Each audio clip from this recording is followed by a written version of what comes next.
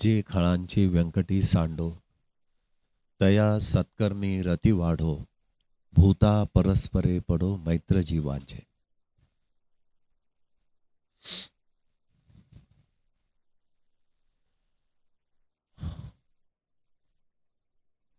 भारतामध्ये जेवढे ऋतू आहेत,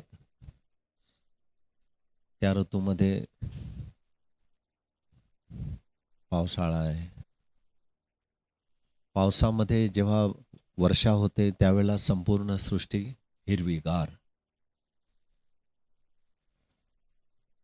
उन्हाळ्यामध्ये वसंत ऋतूमध्ये वृक्षांना पालवी, परत सृष्टी हिरवीगार.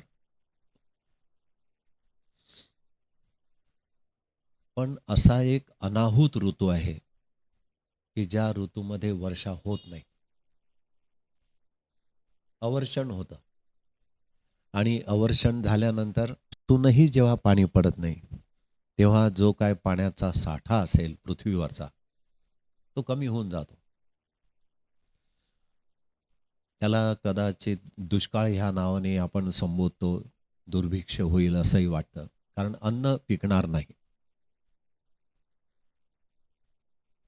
आणि अशी अवस्था कधीतरी येते की ज्या वेळेला पाऊस पडत नाही, आणि पाऊस नाही पडला की आहे त्या पाण्याचा साठाही जेव्हा शोषून घेतला जातो, सूर्याच्या तारा निर्माण होते.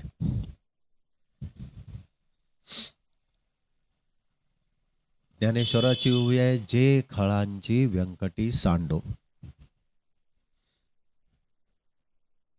ज्ञानदेवांना वर्तमानातल्या खलांविषयी बोलायचं आहे. खळ, जे हा शब्द काय दाखवतो? आत्ता वर्तमानातले किती आहेत. भूतकाळात होते त्याविषयी ते नाही बोलत. आपण म्हणतो ना की जे काही आहे ते असं आहे. म्हणजे वर्तमानाशी बोलताना जे हा शब्द वापरला जातो. तुमच्याकडे जे असेल ते द्या. आता हे संबोधन जे आहे कुठे होत आहे? वर्तमानाशी. जे असेल ते वाढा, वर्तमानाशी संबोधन. वर्तमानात आपल्याकडे असलेली अर्थशक्ती जे आत्ता आहे त्याचा उपयोग घ्यायचा आहे. आणि वर्तमानामधल्या याच्यामध्ये बघा, 1212 शकेमध्ये जर हे पसायदान लिहिलं गेलं असेल तर त्यावेळेला तो शब्द ज्याही कोणत्या अर्थाने ज्ञानदेवांनी लिहिला असेल, परंतु तो किती आज सार्थ ठरतो आहे. आपल्या प्रगल्भ ज्ञानाच्या जो असेल की जी वृत्ती आहे, खलवृत्ती, त्याला खळ हा शब्द म्हटलेला आहे. पूर्वी कपड्यांना खळ द्यायचे का? खळ दिल्यानंतर काय होतं? कडक होतं. आता खळ ह्या शब्दाचा अर्थ थोडा थोडा समजून घ्यायचा की जे खळांची व्यंकटी सांडो.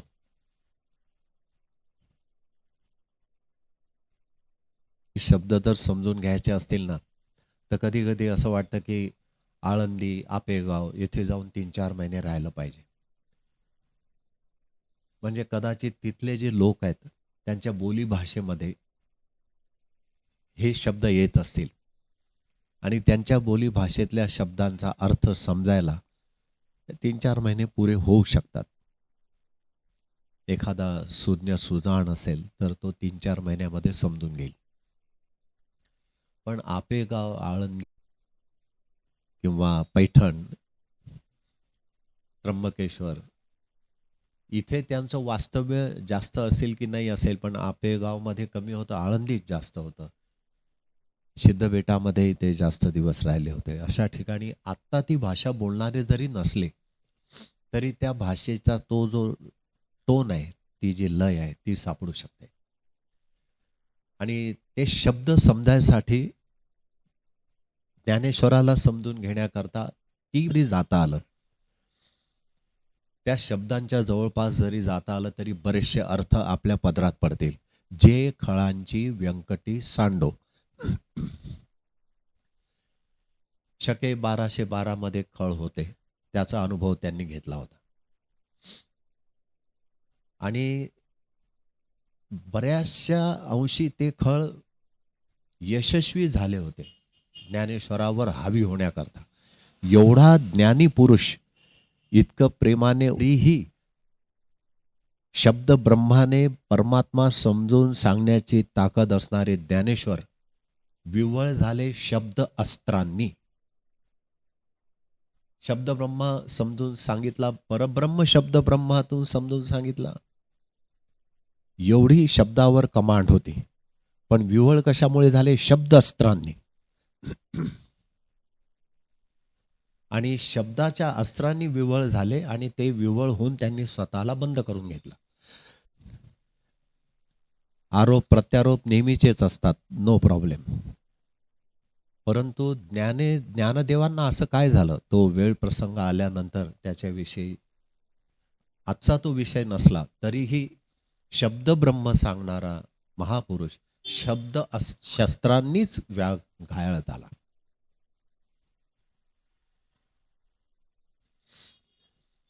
एक मराठीतल्या कवीने एक उक्ती लिहिली होती, या भ्याड माणूस कशाचे घाव करतो? शब्दाचे. या भ्याड माणसांचे मी घाव झेलताना, तो कवी म्हणतो, माझ्याच रक्ताचा वाहून पाट गेला. त्यांचं काही नाही झालं. ज्यांनी ते शब्दशस्त्र वापरले त्यांचं काही नाही झालं, पण माझ्याच रक्ताचा पाट वाहून गेला. जे खळांची व्यंकटी सांडो. शके 1212 पासून तर इसवी सन 2022 पर्यंत प्रत्येक समयानुसार 10-10, 5-5 वर्षाच्या खळवृत्ती, ती जी खळवृत्ती आहे ती कायम राहिली. थोडाफार फक्त फरक झाला की एका जागेवर होती तर थोडी विस्तृत झाली, थोडी कठोर होती तर थोडी सॉफ्ट झाली, बस एवढंच. पण खळवृत्ती कायम राहिली.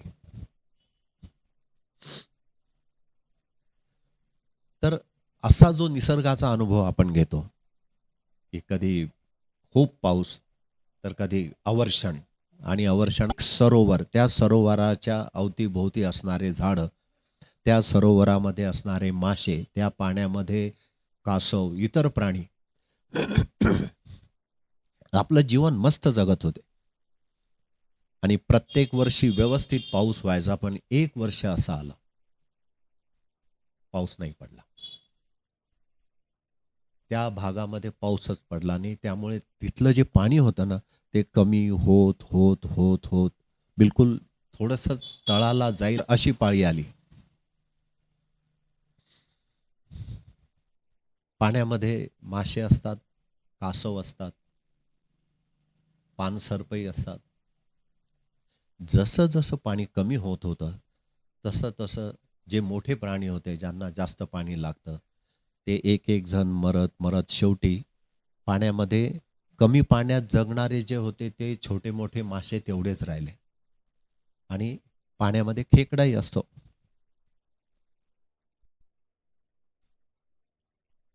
बगळ्याचा रंग कसा? एकदम पाहिल्यावर कसं वाटतं? सात्विक आहे. त्याला मोठी संधी होती, ती पर्वणीच. पाणी कमी होते, अवर्षण झालं तर आनंद की अरे खूप वर्षापासूनची जी पोटभर खायची इच्छा होती ना, ती एक पाव पर ध्यान लगावे, एका पायावर पाण्यात मध्ये ध्यानस्थ अवस्थेमध्ये माशांना वाट, जे खळांची व्यंकटी सांडो. आणि त्याच्या ध्यानाला भुलून एवढा साधू माणूस कधी पाहिला नाही. मग दर्शनाकरता यावं लागेल ना. हालत नाही, परत स्थिर आहे. त्याच्या स्थिरतेकडे पाहून माशांना विश्वास बसतो की हा कोणीतरी हिमालयातला साधू आलाय आणि याचं दर्शन घेण्याकरता जवळ गेलं पाहिजे. मासे जवळ येतात. बारीक नजरेने पाहून घेतलं, शांभवी मुद्रेने की आला येतो. आला की पटकन, आता 7-8-10 पैकी एक कमी झाला तर ते काही मोजून येत नाही, त्यामुळे त्यांच्या लक्षात येत नाही. मग हा एक गिळला गेला की बाकीचे म्हणतात तुम्हाला माहिती आहे का साधू आलेला आहे, ध्यानस्थ आहे, हालचाल सुद्धा करत नाही. बगळे खरंच हालचाल करत नाही. इतके स्थिर असतात आणि एका पायावर असतात. एक तर गिळला गेला की दुसरा येतो, तोही जवळपास म्हणतो की आम्ही चक्कर मारून आलो पण काही करत नाही. एक ज्यात शिल्लकच नसतो सांगायला. त्यामुळे बाकीचे हसत राहतात आणि अशा तऱ्हेने दिवसभराचं जेवण मस्त होतं. जे खळांची व्यंकटी सांडो. तर बगळ्याने विचार केला की खूप दिवसापासून आपण या सरोवराच्या इकडे तिकडे फिरतो आहे, परंतु एक मासा पकडायला 2-2 तास, 3-3 तास बसावं लागतं आणि आता पाणी कमी झालं, तर 1 महिन्याची सोय होऊ शकते. मग तो त्या जी आता सगळ्या ज्या कथा असतात ना, त्या बोधात्मक असतात. त्यामुळे माणसाच्या मनात असा विचार नाही आला पाहिजे, की बगळा माशांशी कसा बोलला आणि माशांनी त्याचं ऐकून कसं घेतलं. तत्वबोध.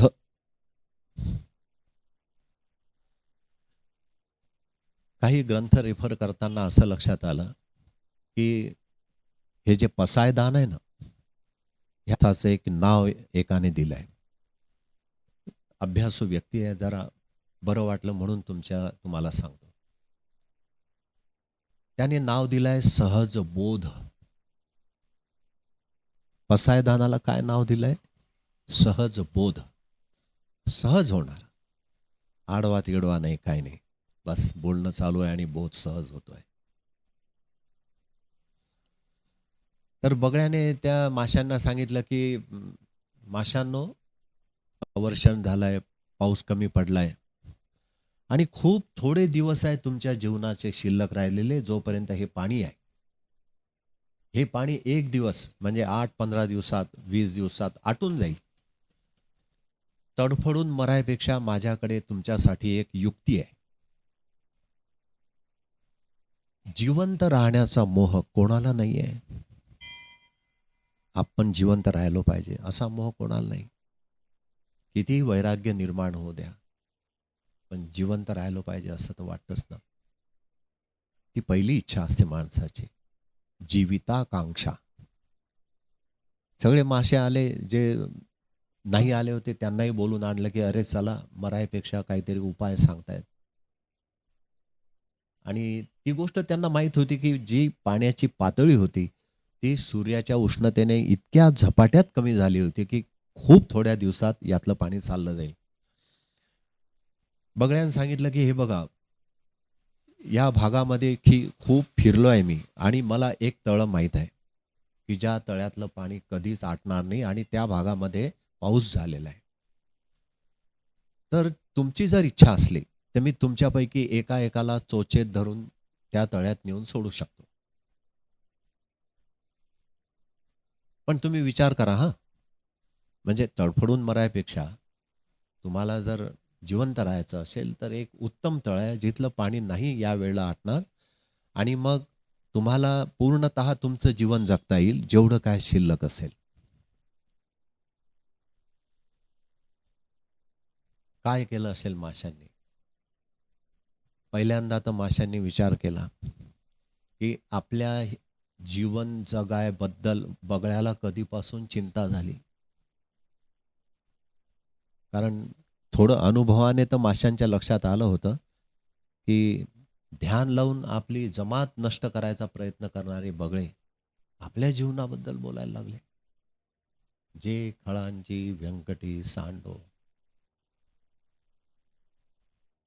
आपल्या हिताबद्दल का बरं बोलतायत? माशांना प्रश्न निर्माण झाला. मग त्यांनी सगळे मिळून असं विचार केला की ठीक आहे, आपल्या हिताबद्दल बोलतोय, आपल्याला माहीत आहे की बगळ्यांची जात मासे खाते. पण त्याला विचारा तर खरं, तो कसं घेऊन जाईल? माशांनी प्रश्न केला की आम्हाला ह्या तळ्यातून पलीकडच्या तळ्यात कसं नेणार आहे तुम्ही? अरे म्हणे चोचेने. तर त्यातले सिनियर मासे होते, म्हणे धोका आहे. चोचे तू नेलं आणि गिळून टाकलं तर? बाकीच्यांनाही पटलं की हा हे बरोबर आहे. कारण ह्याच्यापूर्वी बगळ्यांनी चोचेनेच मासे धरून गिळलेले आहेत. मग त्यांनी तो प्रश्न बगळ्यांसमोर टाकला की तुझा काय भरोसा? बगळ्याने सांगितलं की भरोसा नाही ना, मला वाटलंच होतं की तुम्ही माझ्यावर भरोसा ठेवणार नाही, परंतु मी तुमच्या हिताचं सांगतोय, तुमचं जीवन रक्षणाबद्दल बोलतोय आणि तुम्ही माझ्यावर अविश्वास दाखवताय. माशांनी सांगितलं मागचा अनुभव होता म्हणून सांगतो. त्याने सांगितलं ठीक आहे, आपण एक प्रयोग करू. तुमच्यातला कोण तयार आहे माझ्यासोबत यायला? मी त्याला इथून नेतो, त्या तळ्यात सोडतो आणि त्याने ते तळं पाहून घ्यायचं, पाणी आहे नाही आहे, आणि मग त्याला पुन्हा तुमच्यात आणून सोडतो. मग तर झालं. आणि जर तो परत नाही आला तर नंतर माझ्यावर विश्वास ठेवू नका. आता अशा परिस्थितीमध्ये मासे काय निर्णय घेतील? हा निर्णय बरोबर आहे की नाही? हो म्हणायला काय हरकत नाही, कारण घटना माशांविषयी घडते. आपल्याला थोडी चोचीत धरणार आहे. विश्वास वाटतो की नाही वाटत? किंवा तुमच्यातलाच एक जण माझ्यासोबत चला, मी ते दाखवतो, तुम्ही जागा पाहून घ्या, जागा पसंत पडली तर घ्या, जागा दाखवायची, सगळं काही व्हायचं. खरेदीपर्यंत लक्षात यायचं आणि मग कोणीतरी येऊन उभं राहतं की यांच्या हक्काचे पैसे मिळालेच नाही म्हणून ते सही करायला तयार नाही. होतं की नाही बुवा असं? शेवटपर्यंत पता लागू देत नाही काय चाललंय ते. जे खळांचे व्यंकटे सांडो. व्यंकटी म्हणजे कुटीलपणा. व्यंकटी हा शब्द ज्ञानेश्वराच्या काळात आहे, त्याचा अर्थ आहे कुटीलपणा. सगळ्या माशांनी मिळून सांगितलं की बघा महाराज, हा आमचा एक प्रतिनिधी आहे, हा येईल तुमच्यासोबत. मध्यम वयाचा मासा तयार झाला. त्याला सगळ्यांनी सांगितलं चिंता करू नको, आपल्या सगळ्याचा बळी जरी गेला तरी तुझ्या नाव लक्षात राहील, पण सगळे मासे वाचतील, जा तू. बगळ्याने त्याला उचललं. बगळ्याला सरोवर माहीत होतं दुसरं, तिथे जाऊन त्याने त्याला सोडलं. एक दिवसभर तो मासा त्या सरोवरात फिरला. त्याने पाहिलं की इथे बाकीचे भाऊबंद आहेत, हा नवीन गेल्यामुळे जनरली मासे माशाला विरोध करत नाही. कोणतेही हा खातील, ते मोठे मासे लहानला खातील, पण तो आला तर त्याला अपोज नसतो. हे साधारणतः इतर प्राण्यांविषयी बघायला मिळतं. एका एरियामध्ये असणारी मांजर, त्यात जर दुसरी मांजर गेली तर भांडणं होऊ शकतात. श्वानांचंही तसंच आहे, पण माशांचं बहुतेक तसं नसतं. त्याने फिरून फिरून पाहिलं, अरे बेस्ट आहे एकदम, आणि लाईफ लॉंग पाणी राहिलं आहे. दुसऱ्या दिवशी परत त्याने त्याला उचललं, आणून सोडलं. त्याने सांगितलं अरे काय मजा आहे तिथे, इतकं अथांग पाणी आहे आणि छोटे छोटे किडे, आपलंही पोट भरू शकतं, काही प्रॉब्लेम नाही आहे. याच्या एक सदस्य आयोगावर बाकीच्यांनी सगळ्यांनी हो म्हटलं की ठीक आहे. मग नंतर सुरू झालं की बगळ्यानं सांगितलं बघा, मला एका दिवसामध्ये जास्तीत जास्त 3-4 जणांना नेता येईल. बगळ्याने विचार केला, आपल्याला एका दिवसाला 3 मासे पुरे होतात. पण 3 पेक्षा जास्त नाही हं, कारण खूप लांब आहे, परत येणं परत जाणं जमणार नाही ते. मग ज्या तळ्यात त्या माशाला सोडलं होतं, त्या तळ्याजवळ एक मोठं झाड होतं. त्याने ते झाड फिक्स करून ठेवलं होतं की या झाडावर येऊन बसायचं. त्याने एक मासा उचलला, नेला, त्या झाडावर ठेवला. त्या माशाने विचारलं, महाराज तुम्ही तळ्यात नाही सोडलं? त्याने सांगितलं, नाही, मी काय वेडा आहे का म्हणे. हां, तिकडच्या परिसरात एक नदी राहिली नाही, एक काहीच राहिलं नाही, माझं काय म्हणे. आणि त्याने चोच मारून त्याचं सगळं मांस खाऊन टाकलं आणि ते आतमधले जे हड्डे असतात त्या झाडाच्या बुंद्याशी टाकून दिले. दिवसाला 3 सुरू झाले. 8-15 दिवस कार्यक्रम चालला. जेवढी संख्या राहिली होती कमी पाण्यातली, ती कमी कमी होत होत बाकीचे सगळे, अरे वा आपले 3 जण गेले, काय मजेत असतील, कल्पना. आणि खूप देवच आहे आपल्यासाठी, देवानेच पाठवलं. माणूस तर्क लावायला हुशार आहे ना. परमेश्वराला आपली काळजी आहे, दिला पाठवून याला, आणि ते रोज 3-3 4-4 संपतायत, यांना माहीतच नाही. जेव्हा सगळे मासे संपत आले, शेवटचा उरला होता खेकडा. याने आतून कुटिलता, जे खळांजी, व्यंकटी, सांडो करायचं भलतंच होतं, साधूपणा दाखवल्या गेला. मी तुमचं हित करतोय दाखवल्या गेलं. बघा तुम्हाला पटलं तर तुमच्या चांगल्यासाठी सांगतोय.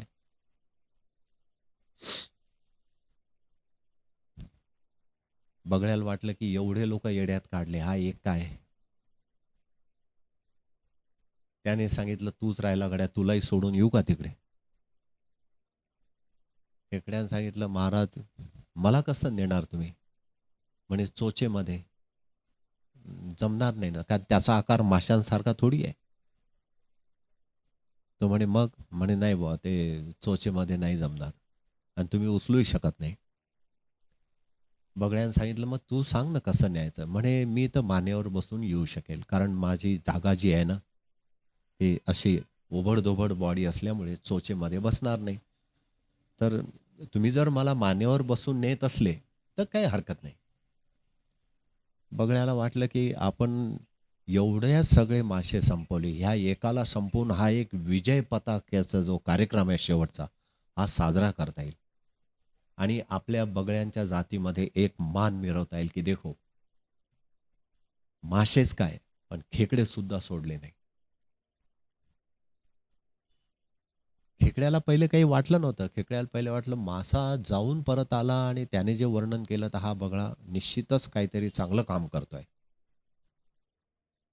बगळ्याने सांगितलं, याला बरोबर हँडल करू आपण. बसवला मानेवर. मानेवर बसून नेला उडत. ज्या झाडावर सगळे मासे खाऊन टाकले होते त्या झाडावर बसला तो. तो जसा बसला तसा खेकड्याने प्रश्न केला की इथं का बरं, इथं का बरं बसवलं, मला पाण्यात सोड ना. तो म्हणे की पाण्यात सोड. अरे इतके दिवस खाली पहा जरा बुंध्याकडे, खाली बघ. त्याने बुंध्याकडे बघितलं तर त्यांचे छोट्या छोट्या हड्ड्या गोळा झाल्या होत्या. म्हणे एवढे संपलेले, लक्षात ठेव. आता तू एक राहिला होता आणि तो विजय मला साजरा करायचा होता की एक तलाव अख्खा खाली गेला खेकड्या सहित. खेकड्याने विचार केला की आता याने हे सगळे जे आणले ना त्यातला एकच आणला होता, तोही परत नेला आणि त्यालाही संपवलं. सगळे संपलेले आहेत, आपली संपायची पाळी आली. खेकड्याने सांगितलं, महाराज विचार करा, कारण जे नेले ते चोचेत होते, मी मानेवर आहे.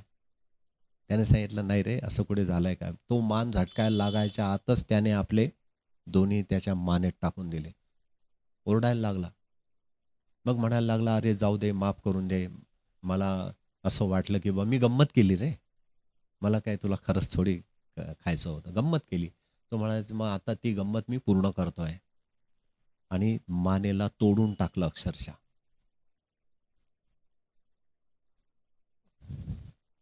वेशभूषा भावनिर्मिती करण्यामध्ये बगळे हुशार. ते तुमच्यातला भाव पाहतील आणि बरोबर निर्माण करतील. हा ना, तुमची किती भक्ती आहे, आणि हळूहळू तुमच्याकडचं सगळं काढून घेतील आणि बरोबर त्याचं भांडवल करून तुम्हाला अडचणीत आणतील. जे खळांची व्यंकटी सांडो, तया सत्कर्मी रती वाढो, भूता परस्परे पडो मैत्र जीवाचे.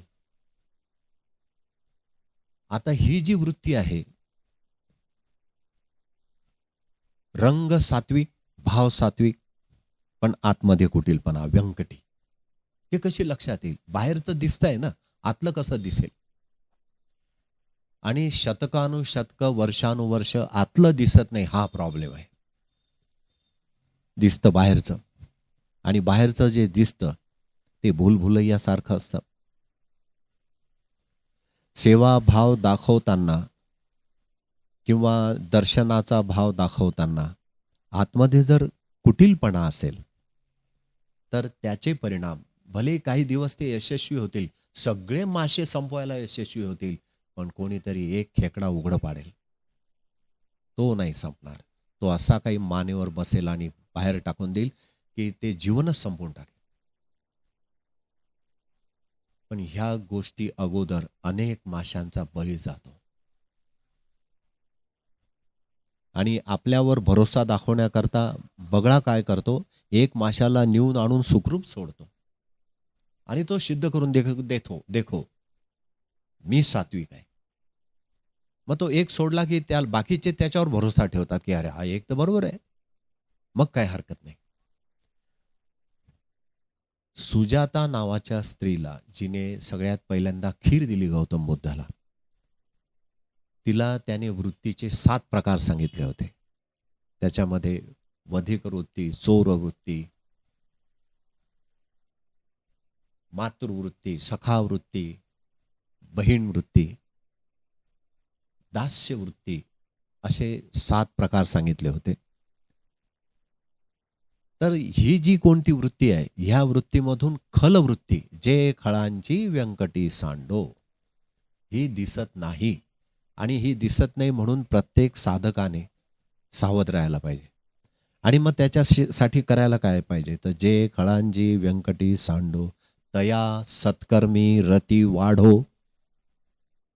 आणि रती वाढो अशी प्रार्थना ज्ञानेश्वर महाराज आपल्या श्री गुरूंकडे करतायत की तुम्ही जो मार्गदर्शक एक प्रकाशक आहात, तर तुम्ही का हे करू शकता, कारण तुमच्याकडे मी जरी असलो तरी माझ्यासारखे काही असतील,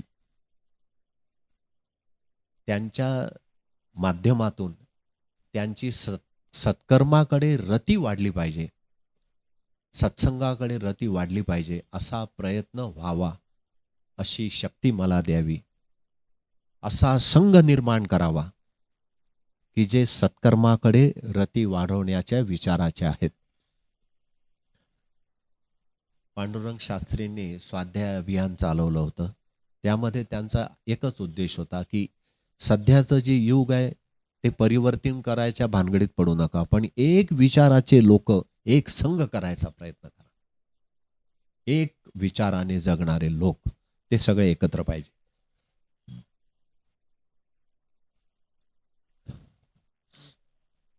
आता ही जी वृत्ती आहे, ती वृत्ती जी न दिसणारी आहे, ती न दिसणारी वृत्ती त्रासदायक ठरू नये याच्यासाठी सामर्थ्य कोणाकडे असेल, तर ते फक्त ज्ञानेश्वरांनी सांगितलं माझ्या गुरुकडे आहे.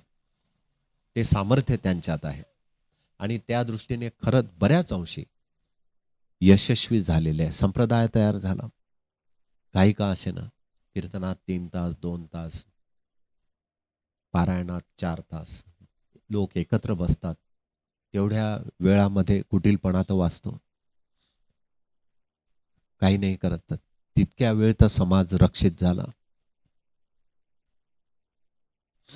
आणि ह्या कुटीलपणाला कशा पद्धतीने दूर करता येईल याच्याकरता जे संघटन आहे ते एक विचाराच्या लोकांचं संघटन मजबूत झालं पाहिजे. म्हणून संघ पाहिजे, तो संघ एक विचाराचा पाहिजे आणि तो निर्माण करावा लागतो. तो निर्माण होत नाही. मग तो निर्माण कसा होतो, तर एक कोणीतरी दीपस्तंभ आहे, त्या दीपस्तंभाकडे पाहून जीवन जगण्याचा जेव्हा प्रयत्न होतो तेव्हा 10 लोक त्या दीपस्तंभाकडे पाहतात आणि भरकटलेले जे जीव आहेत त्यांना त्यांचा मार्ग त्या दीपस्तंभाकडे बघून मिळतो. अज्ञानी जीव, भोळे भाबडे जीव ते बळी पडतात ह्या खळवृत्तीला.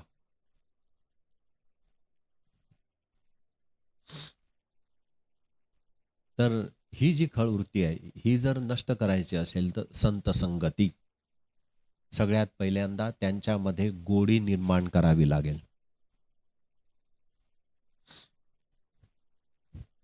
खलवृत्ती काढायचा प्रयत्न नाही करायचा, खळांना गोडी निर्माण करायची सत्संगाची. तया सत्कर्मी रती वाढो. मग सत्संगाची पहिल्यांदा गोडी निर्माण करावी लागते. गोडी निर्माण झाली की त्यांना ते आवडायला लागतं आणि आवडायला लागल्यानंतर ते कर्म चांगले करायला लागतात.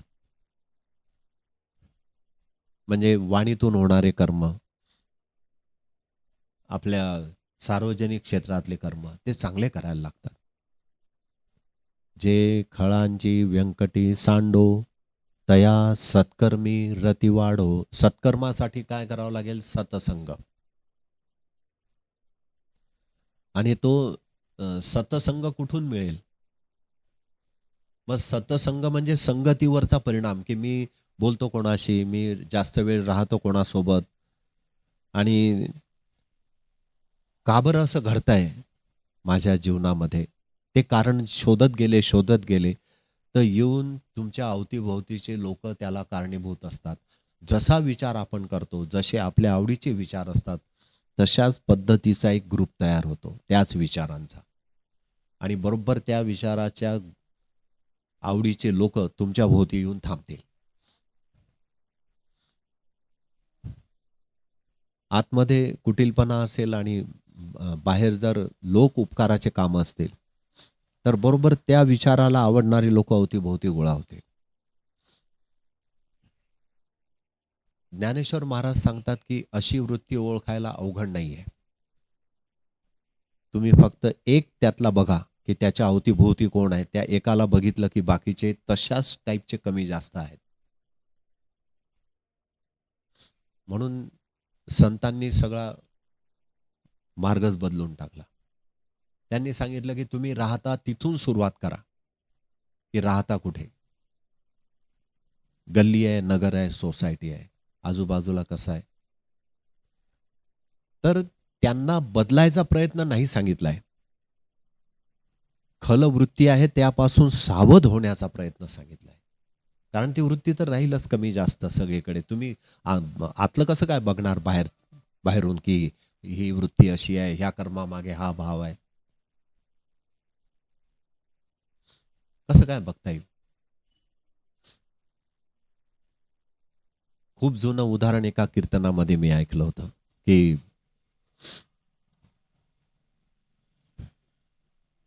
1000 लोकांचं जेवण करायचं आहे. 1, 2 पोते, 4 पोते रोडग्यांचं जेवण.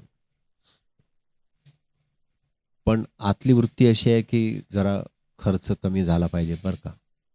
आणि खळ आणि आतमधली असलेली कुटील वृत्ती काय करते, की ही गोष्ट माणूस कोणाजवळ बोलत नाही, तो क्रियेतून करत असतो. एक पोतं वांगे आणले, मग त्याच्यामध्ये खानसामाला सांगितलं की लाल मिरचीचं चांगलं तिखट 1 किलो टाका आणि खडा मसालाही टाका. तसं झालं. बाकीचं जेवण सगळं चांगलं. भाजी किती खाल्ल्या जाईल? आणि आग्रह भाजीचा करायचा की घ्या ना, घ्या ना.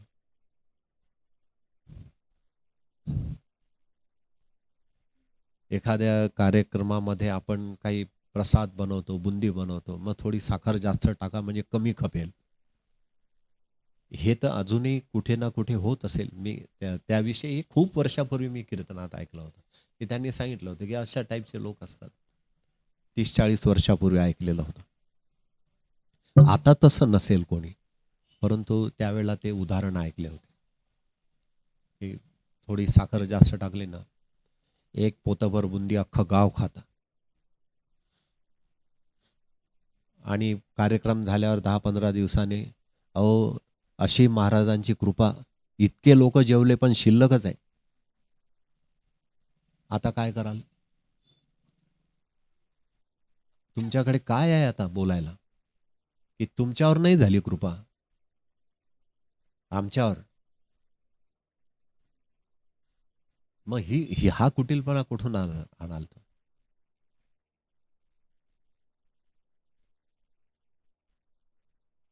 है ना.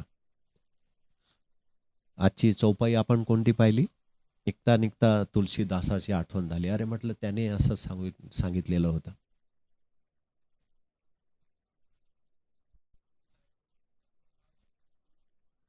सरळ मन कुटिलाई, पुढे जथा लाभ संतोष सदाही. सरळ स्वभाव, वागडे तिकडे नाही. आणि वाकडेपणा दाखवून स्वतःच्या अस्तित्वाचा भाव दाखवायचा की मी जागा आहे तुमच्यात. मग त्याचे दोनच मार्ग आहे. सरळ राहणारे लोक ते लोक प्रकाशात येत नाही, पण वाकडे लोक प्रकाशात येतात. आप गाड़ी चलाते हो तो यहाँ से धुलिया जाना है तो रास्ता सब लोग कैसा बोलते, सीधा है एकदम. हाईवे लग जाना नादूर नाके से चतरा हॉटेल से सीधा. आता एखादा जर सीधा चालायला लागला तर काय होईल? रस्ता सीधा आहे का? सीधा चले जाना. सीधा याचा अर्थच असा आहे की रस्ते वाकडे आहे, पण तू सरळ जा. त्याला म्हणतात सीधा. बोलण्यातला कधी कधी संतांच्या बोलण्यातला भाव समजून घेणं.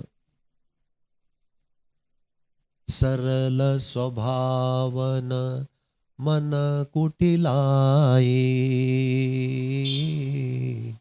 मनामध्ये कुठलाही नाही, सरळ स्वभाव आहे. एखाद्याने सांगितलं काही घेता का थोडंसं, तर हो बसले. पण मग त्याच वेळेला जर कोणी एक म्हटलं की नाही नाही आम्हाला नको, तर सगळ्यांचं लक्ष तिकडे जातं की नाही. मग नाही तर दुसरं काहीतरी, मग नाही तर तिसरं काहीतरी. म्हणजे जे सरळ होते ते सगळे एका क्षणात. तर सीधा जाना मतलब रस्ते तर वाकडे आहे, परंतु तू जरा सरळ जा. आणि खरंच असं आहे की रस्ते किती वाकडे असू द्या, गाडी सरळ जाते. राइट टर्न लिया तो भी चलता है, लेफ्ट टर्न लिया तो भी चलता है. म्हणजे लेफ्टला गेली तरी गाडी तर सरळ जाईल, राईटला गेली तरी गाडी तर सरळ जाईल. रस्ते तर वाकडेच आहेत. हजारो मील लंबे रास्ते.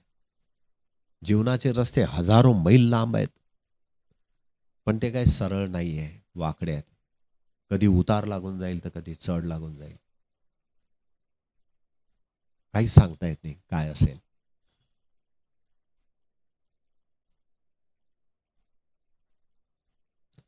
हजारो मील लंबे रास्ते. परंतु चालणाराने थकायचं नाही, त्याने सरळ चालायचं आहे. ज्ञानेश्वरांना हा प्रश्न पडला होता की आतली कुटिलता ओळखायची कशी, वाकडेपणा ओळखायचा कसा. बगळ्याची गोष्ट लक्षात ठेवली की झालं. बगळा आला, त्याने विचारलं मला एक तलाव माहित आहे, चालता का तिकडे. जिवंत राहण्यासाठी प्रत्येक जण प्रयत्न करतोच.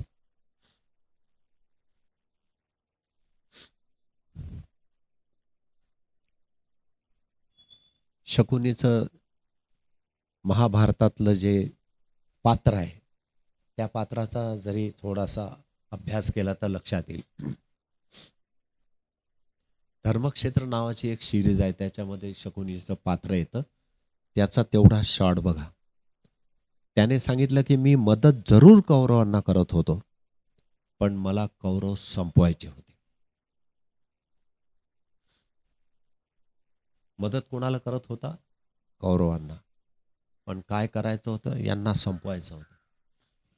कारण त्यांचे जे भाऊ होते शकुनीचे 99 भाऊ, त्यांना सगळ्यांना बंदीत टाकल्यानंतर थोडं थोडं जेवण सगळ्यांना मिळायचं, आणि ते भुके राहून राहून त्या तुरुंगात मध्ये एक एक जण संपत चालला होता. तर शकुनीच्या वडिलांनी बाकीच्या भावांना सांगितलं की तुमच्या हिश्याचं जेवण याला द्या, हा लहान होता सगळ्यात, एक तरी राहायला पाहिजे. आणि मग ते खात नव्हते, त्यांच्या हिश्याचं याला जेवण देत होते. याच्या डोक्यात होतं ते की यांनी माझे भाऊ संपवले. ते कौरव होते, म्हणजे हा धृतराष्ट्र. मग धृतराष्ट्राचा सगळा वंशाचा पाठ संपला पाहिजे. मग दाखवलं काय? भांजे लगाव बोली लावली. अरे मी तुला जिंकून देतो. ते फाशे कोणाच्या हाडाचे होते माहित आहे ना? फाशे. इतिहास बघा, मग सगळं सांगणं काय फायदा आहे. तर ते शकुनीच्या ताब्यात होते. शकुनीने सांगितलं ते बरोबर, छे तर छे. जिंकून दिलं दुर्योधनाला, आणि गॅरंटी दिली की आम्ही तुमच्याचकडचे आहे, पण तुमच्याकडचे का आहे तुम्हालाच संपवायचं आहे. सरळ स्वभाव नव्हता. त्याच्याकरता पहिल्यांदा रामायण आलं, मग महाभारत आलं, भागवत आलं. आता भागवत हा जो ग्रंथ आहे हा जीवनामध्ये सरळ कसं राहावं हे सांगणार आहे. त्यात 11व्या स्कंदावर ज्ञानेश्वर महाराजांनी एकनाथी भागवत जे तयार केलं त्यामध्ये एक नवीन शब्द वापरला होता, तितिक्षा. आणि तो तितिक्षा शब्द जसाचा तसा ज्ञानेश्वरांच्या जीवनामध्ये उतरलेला दिसतो. ते कोणती लाईन आहे ना, जुल्म सह कर भी उफ नहीं करते, जुल्म सहकर भी उफ नहीं करते. अशांच्या हृदयाला काय म्हणायचं? काय पुढची लाईन ते? हा हा, उनके दिल भी अजीब होते हैं, जुल्म सह कर भी उफ नहीं करते, उनके दिल भी अजीब होते हैं. ज्ञानेश्वराचं हृदय अजब गजब होतं. अजब गजब हृदय आहे. त्यांनी उफ नाही केलं. आणि तितिक्षा हा जो शब्द आहे, तुम्ही एकनाथी भागवत संदर्भ घ्या त्याचा, जबरदस्त आहे नाथ महाराजांचं. ज्यांनी तो तितिक्षा शब्द काढला त्यांना काही दिवसांनी, काही वर्षांनी का होईना, त्यांच्या जिवंतपणी तर नाही, परंतु शेकडो वर्षांनी त्यांना जे नाव मिळालं ते आहे शांती ब्रह्म. त्यांच्या जिवंतपणी तर त्यांना कोणी म्हटलं नसेल, परंतु ते शांती ब्रह्म होते.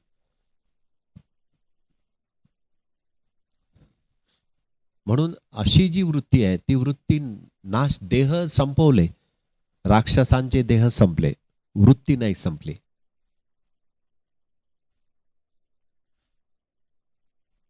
जेवढे काय दुष्ट कर्म करणारे होते त्यांचे देह संपले, वृत्ती नाही संपली.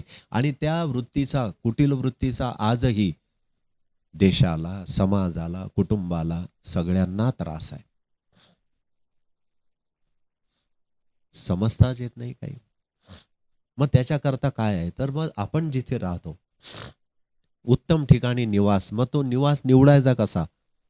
तर ज्ञानेश्वरांनी सांगितलं की बस सर्वांची सत्कर्मामध्ये प्रीती वाढेल, तया सत्कर्मी रती वाढो.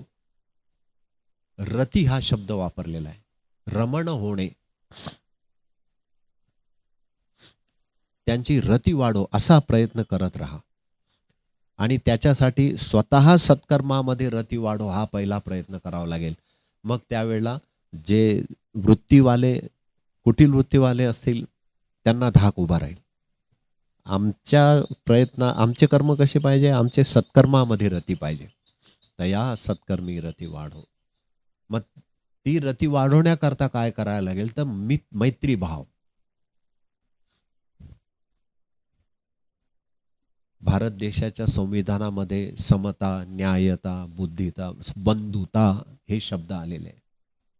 बंधुता, मित्रता. आजही प्रत्येक देशाचा विदेश मंत्री जर चांगला असला तर ते संबंध चांगले होतात की नाही? मित्रता. आणि ज्ञानेश्वरांनी काय सांगितलं? त्यांच्यासाठी मैत्री पडो, तया सत्कर्मी, सत्कर्मामध्ये रती वाढली पाहिजे. म्हणजे जर थोडी असेल तर ती वाढली पाहिजे, आणि मित्रता त्यांच्यामध्ये पडली पाहिजे. ती निर्माण होत नाही, ती पडली पाहिजे. मग मित्रता पडण्याकरता काय? सत्संग आहे.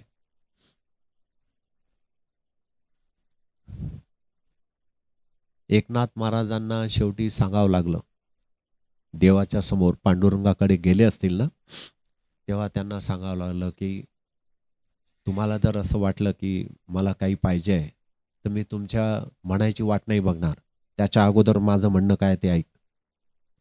तुम्ही पाहिजे आहे काय नका म्हणू. अखंड जया तुझी प्रीती, अखंड जया तुझी प्रीती, मज दे तयाची संगती, मज दे तयाची संगती, हा मग मी कमलापती. तुला काही मागणार नाही नंतर. अखंड जया तुझी प्रीती.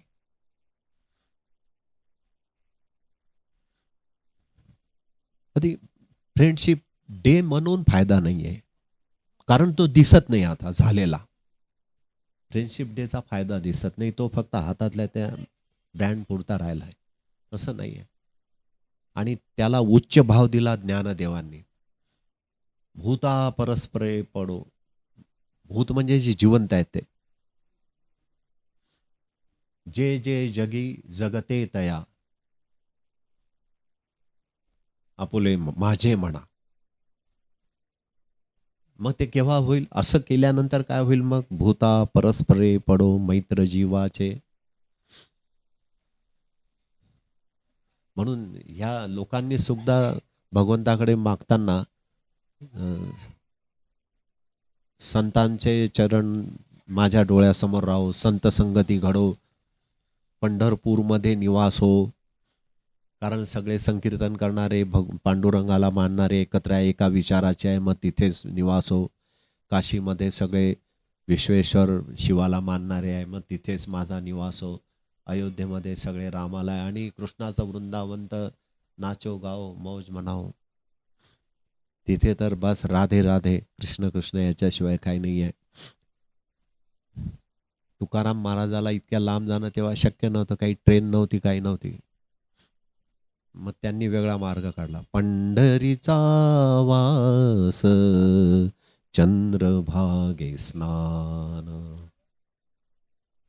पंढरीचा वास आणिक दर्शन विठोबाचे वास चंद्रभागे स्नान. असं माझ्याशी घडी घडी घडलं पाहिजे. ऐसे घडो मज एका जन्मात का? जन्मो जन्मांतरी. अभी एक जन्म में नहीं चलेगा, हर एक जन्म में ऐसा ही मेरे साथ में होना चाहिए. असं माझ्यासाठी घडलं पाहिजे. ऐसे घडो मज जन्मो जन्मांतरी. मग त्याने काय होईल की त्या गावात राहायला जाईल आणि तुझ्या दर्शनाचा लाभ मिळत राहील. मग दर्शनाने काय? पाप नाशे दर्शने. मग ते कोणतं पाप आहे? मनाची कुटिलता, वाकडेपणा. कारण त्याने परपीडा होते, म्हणून ते पाप नाशे दर्शने. संत चरण रज लागता कपाळी. पुढे काय? हा जाळूनच जाते म्हणे ते, असं शिल्लक नाही राहत. वासनांची जाळी. जाळं म्हणजे तुम्ही पाहिलं असेल ना, ते कोळी कीटक कोपऱ्यामध्ये जाळं विणतो बघा, बारीक बारीक असं. कुटिलता माणसाच्या लाईफमध्ये, जीवनामध्ये त्याच वेळेला येते जेव्हा एखादी कोणती तरी वासना निर्माण होते. मग त्यांनी एक वासना, दोन वासनाचा विचारच केला नाही, अख्खी जाळीच जाळून टाकेल. एक दोनला कोण निपटत बसेल? तुम्ही बघा, लंबा झाडू आणला, हात पुरत नाही की आपण एक फटका मारतो, एका झटक्यात काम खत्म. उसको कोई क्या बोलते उसको आप हिंदी में? हाँ, जाला दोरा. तर त्याला असं प्रेमाने थोडी काढल्या आता, तशा तऱ्हेने संत चरण रज लागता कपाळी. म्हणून सगळा संगतीवर जोर येऊन बसलाय. संगत कोणाची आहे आणि आपण कुठे निवास करतोय, आणि हे सगळं जे करायचं आहे, तर म्हणून सगळ्यात पहिले काय? जे खळांची व्यंकटी सांडो. आता ज्ञानेश्वर महाराजांनी ती जबाबदारी वैयक्तिकरित्या सगळ्यांवर टाकली की आत्ता वर्तमानामध्ये आमच्यामध्ये काय खळपणा आहे. तो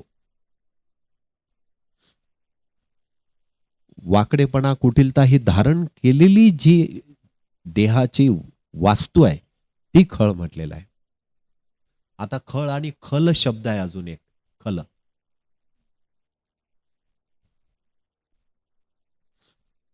खल तुम्हाला माहित आहे ना काय आहे?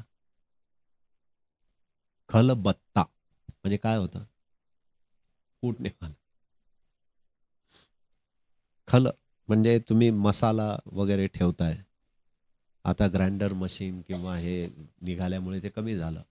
खेड्यांमध्ये कोणाकडे असेल पान कुटून खाताना तो खलबत्ता आणणार आहे. खल म्हणजे जो काहीतरी धारण करून ठेवतो. धारण करायची ज्याच्यामध्ये क्षमता आहे. आणि खलामध्ये काय टाकलं ते बाहेरून दिसतं का? तुम्ही एखादा खलबत्ता आहे मोठा, त्याच्यामध्ये आतमध्ये तुम्ही मसाला कुटताय, मिरची कुटताय, ते बाहेरून दिसेल का? मग ते कोणाला माहीत असते? जो कुटतो त्याला.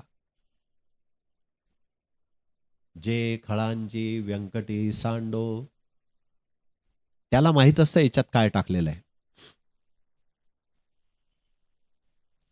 मसाला लहान लहान मुलं होते ना, त्यांना मसाला कुटायचं काम दिलं होते. रिकामे काय बसताय? मग असा लोखंडी खलबत्ता आणला. मग त्याच्यामध्ये धणे कुटायचे, भाज्या कुटायचा, तेजपान, शेजफूल, लवंगा, काळी मिरी हे सगळं एकत्र टाकायचं. धणे भाजून मग ती काळी मिरी किंवा लवंगा ज्या असतात ते अशा कुटताना कधी कधी वर उडतात. तर मग त्याला काय करतात माहिती आहे का? असा हात ठेवतात आणि त्या तो बत्ता असा ठेवतात की हात याच्या करता की ते उडालं नाही पाहिजे. पण जो कुटतो त्याला माहित आहे. तो दुसऱ्यांना सांगतो लांब बसा, कारण त्याला माहित आहे. ज्ञानेश्वर महाराज म्हणतात की तुम्हालाच लांब बसावं लागेल, पहिलेच लांब बसा. माहिती नाही त्यात काय आहे, खलामध्ये काय कुठून राहिलंय माहिती नाही. मग त्यामुळे संगती जी आहे ती संत सज्जनांनी घेतली प्रचिती. त्यांनी प्रचिती घेतली आहे की सत्संगाने तरणोपाय होतोय. मग पहिला नियम आहे तो की संघ कोणता आहे, संगतीमधला संघ कोणता आहे, त्यांची गोडी कशात आहे. जगाच्या चर्चेमध्ये आहे काय, सावध होऊन जा. ज्ञानेश्वर महाराज सांगतात मग धोका आहे. जगाच्या चर्चेमध्ये असेल तर थोडासा धोका आहेच. मग कशात गोडी आहे? त्यांची गोडी आहे हरिकथांमध्ये, जीवन विकासाच्या संबंधी असलेल्या चर्चांमध्ये. कशात गोडी आहे? गोडी जेव्हा निर्माण होईल तेव्हा ती त्यांची जी मूळ आवड आहे ती बदलायला लागेल आणि गोडी निर्माण करावी लागते. ती अशी येत नाही. सध्या आई वडिलांच्या समोर मोठा प्रश्न आहे की मुलं अभ्यास करत नाही. आता ज्ञानेश्वर महाराज असते तर त्यांनी सांगितलं असतं गोडी निर्माण करायकरता काय केलं. मग काही वेळेला असा प्रयोग करावा लागतो की मुलं अभ्यास करत नाही. ओके, मुलं जेव्हा घरात येतील तेव्हा तुम्ही पुस्तक घेऊन वाचत बसा. म्हणजे तुम्हाला बघतील की अरे आईच पुस्तक वाचते, वडीलच वाचन करतायत, रोज आले की एक पान तरी वाचतात. ते पाहून पाहून ते बरोबर करायला लागतील. गोडी निर्माण करता आमच्याकडून काय होत आहे? काहीच होत नाही आहे. आणि त्यांनी असं केलं पाहिजे, त्यांनीच असं केलं पाहिजे, तुम्ही अभ्यास केला पाहिजे पोरं हो, पुढे योग चांगलं नाही, आम्ही तुमच्या भल्यासाठीच सांगतो. परंतु हे तो सांगतोय की ज्याला मुळीच अभ्यासात गोडी नाही आहे. तर ज्ञानेश्वर महाराज म्हणतील मग तुम्ही गेम खेळताय.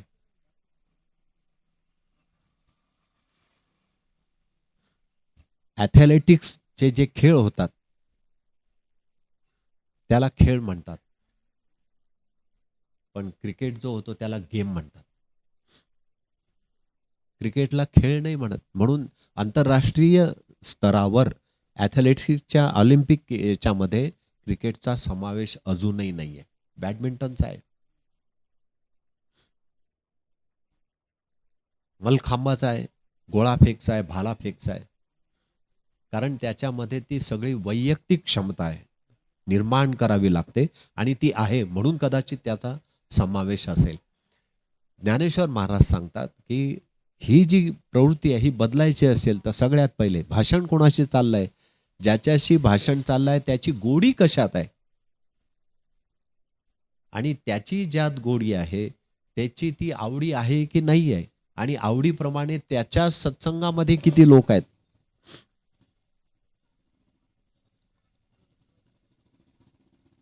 विवाहानंतर 1 वर्ष मस्त चाललं, 1 वर्षानंतर प्रॉब्लेम झाले. मग कोणाशी सत्संग झाला विचार करा.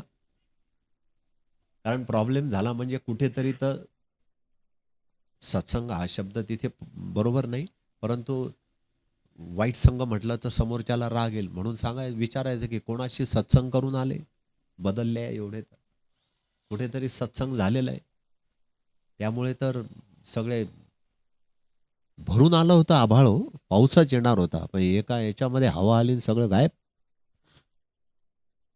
पावसाळ्यात आपल्याला अनुभव असतात ना, आपण छत्री घेऊन बाहेर पडतो आणि थोड्या वेळाने ऊन पडतं. मग कोणाचा सत्संग झाला तर हवेचा सत्संग झाला ढगांशी. त्याने सगळे धरले तिकडे दुसरीकडे घेऊन गेले.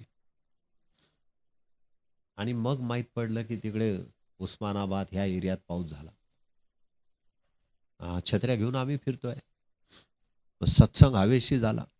हवेने सगळे ढग तिकडे घेऊन गेले. कोणाशी सत्संग झाल्याशिवाय माणसाचे जे वागणं आहे ते बदलत नाही. गोडी हे वागण्याशी संबंधित असल्यामुळे त्याची गोडी कशात आहे.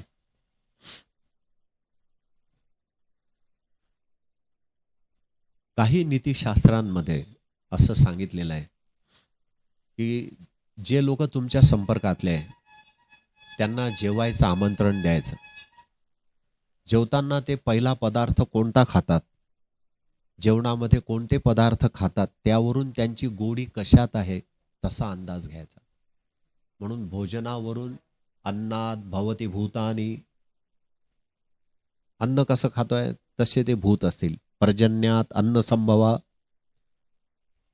मग ती एक ओळख होती की भोजनाला बोलवायचं, सगळ्या तऱ्हेचे पदार्थ करायचे, ताटात वाढायचं आणि बघायचं हा कोणता पहिला कोणता खातोय आणि जास्त काय खातोय. त्यावरून त्याची गोडी कशात आहे, पदार्थाच्या गोडीवरून त्याची आवडी कशात आहे. आणि मग जेवता जेवता जे बोलणं होतं ते बोलणं कसं आहे, दिसत नाही काय चपाती संपली तर त्याहून लक्षात येतं की काय चाललंय. किंवा वेगवेगळ्या पद्धतीने ती गोडी आवडी असं कळत कळत कळत मग तो संघ तयार होतो. आणि तो संघ तयार झाला की मग लक्षात येतं सत्कर्मामध्ये प्रीती वाढली पाहिजे. तया सत्कर्मी रती वाढो, भूता परस्परे पडो मैत्र जीवाचे. ती मैत्री. मैत्री हा शब्द आला की 2-3 लोकांचे नाव पक्के आठवतात. एक तर राम आणि सुग्रीव आणि दुसरा कृष्ण आणि सुदामा. फ्रेंडशिप अशी पाहिजे. मित्र नुसता भेटायला आला,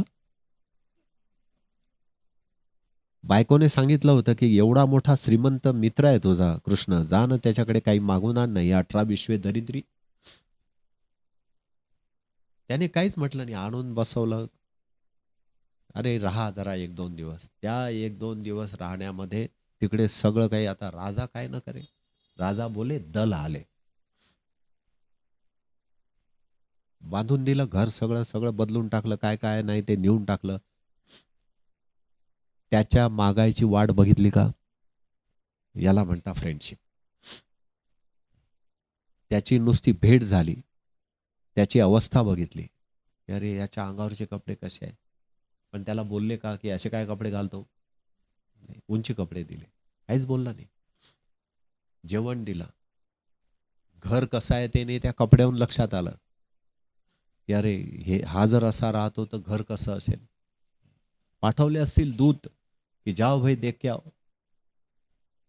दूतांनी जे सांगितलं असेल की अरे असं आहे, बदलून टाकलं सगळं.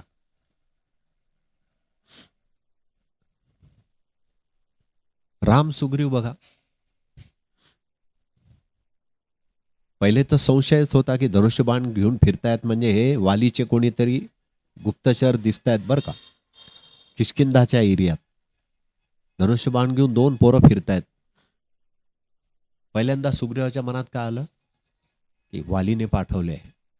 तसं होतं का, अजिबात नव्हतं. तसं हे तर यांची शोधाशोध चालली होती सीतेची, पण त्याच्या मनात आलं.